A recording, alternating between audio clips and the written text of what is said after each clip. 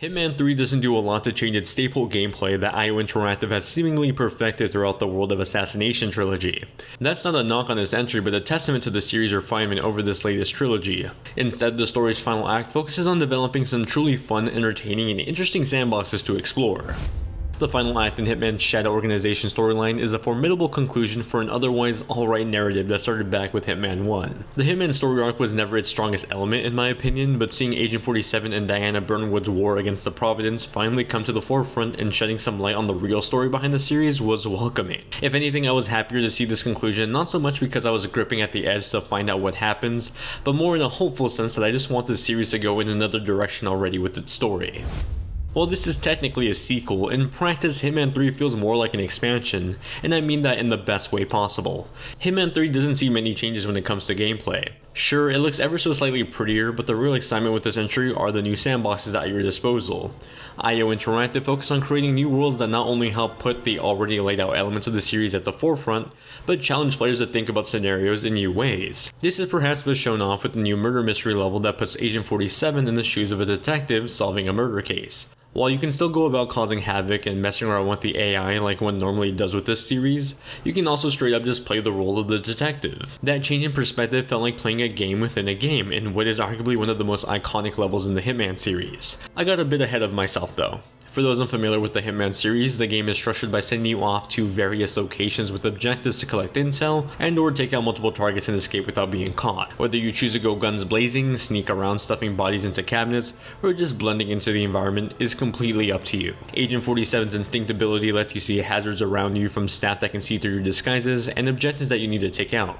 Occasionally some areas might be restricted behind a key or a password that requires finding intel in order to proceed. These layers of gameplay elements not only help add strategy to level runs, but create various ways to solve each mission. It's all accompanied with incredibly entertaining but questionable AI, like staff members completely forgetting that you don't work there. That's all part of the fun in Hitman. Not so much beating a level and going on to the next one, but playing the same ones over and over again, finding new ways to solve them and discover the perfect score run, or perhaps just keep messing around with the AI. Earlier I mentioned this feeling like an expansion more than a sequel, and that's partly because of the lack of content here in comparison to its predecessor. Hitman 2 featured various other modes like sniper assassin missions that would let you play in co-op, but Hitman 3 just has straight up missions. Of course that'll most likely be added in the future, but for the time being Hitman 3 does feel a bit lean. Luckily you can import levels from the first two Hitman games if you own them on the platform you bought Hitman 3 for, letting you play all the previous missions of the trilogy under the new Hitman 3 framework. In that sense, IO Interactive has made what feels like the perfect culmination of this trilogy. They've incorporated every level thus far under this new presentation for essentially a Hitman series hub, where you can play through levels over and over again. If you pick this up on PS4, that includes a new VR mode for Hitman 3, which sadly I wasn't able to try out with my review copy being on Xbox Series X and Nintendo Switch. Nevertheless, the experience is there, though if you play on PS5 you'll have to have the free PS4 copy of the game in order to try out the VR mode. That just seems to be the workaround for Sony's odd handling of their system framework. Hitman 3 is one stunning looking game. Lighting effects look significantly better than in previous games. This truly shines in the China level that showcases some excellent lighting and reflection effects. Seeing the glowing neon lights reflect off the wet streets of China looked jaw-dropping. I easily spent most of my playtime with this game just getting lost in this level solely based on its presentation. Playing on Xbox Series X, the game runs at the native 4K 60 frames per second, with the Series S running at 1080p 60 FPS. The PS5 on the other hand runs at 1800p at 60 FPS. Across the board on the next gen front, Hitman 3 looks fantastic, with the defining differences between the three platforms being resolution and quality of textures.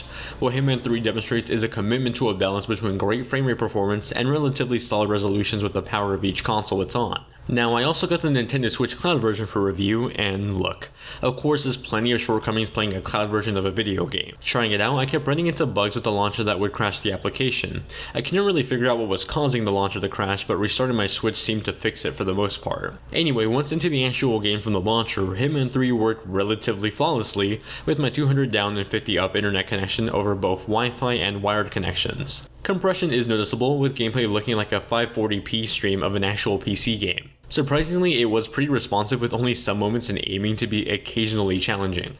Playing with the Joy-Cons analog sticks also wasn't the best experience, so I opted to play in dock mode with the Pro Controller instead. Is the Switch's cloud version the best way to play? Of course not, but it is surprisingly viable if you only have a Switch in terms of gaming platforms. You will be locked to this being on the cloud, which means if your internet is unstable or the servers eventually get cut, you'll be disconnected from playing, but under the right conditions, Hitman 3 cloud version is shockingly formidable. Hitman 3's audio takes a bit of a backseat in comparison to the improvements with the visual department. The game uses some minimalist audio to put the focus on the action on screen. It's only when certain audio cues come up that I noticed that IO chose to use the audio as a parallel to the AI on screen, someone catching wind of view or an objective nearby. I thought it was a clever use of sound design and the right call for a game like this that requires plenty of strategic planning and experimentation. Hitman 3 is not only a great Hitman game, but a fantastic Hitman platform. It expands on the already great formula that the series has established, adds more levels, further develops the older ones, and even adds a VR mode for those on PS4 and PS5. It's a marvelous package for fans of the series that feels like a more than worthy conclusion to IO's excellent trilogy. Sure, in comparison to Hitman 2, Hitman 3 adds less in terms of content, but that doesn't take away from much of the quality of life improvements and overall focus on new sandboxes. Hey everyone, thanks for clicking on the video. If you enjoyed it, be sure to subscribe and show your support with a like. If you want to keep up to date with me outside of YouTube, you can follow me on Twitter or join my Discord server, both are linked in the description down below. I love you all very much, and I'll see you all in the next video.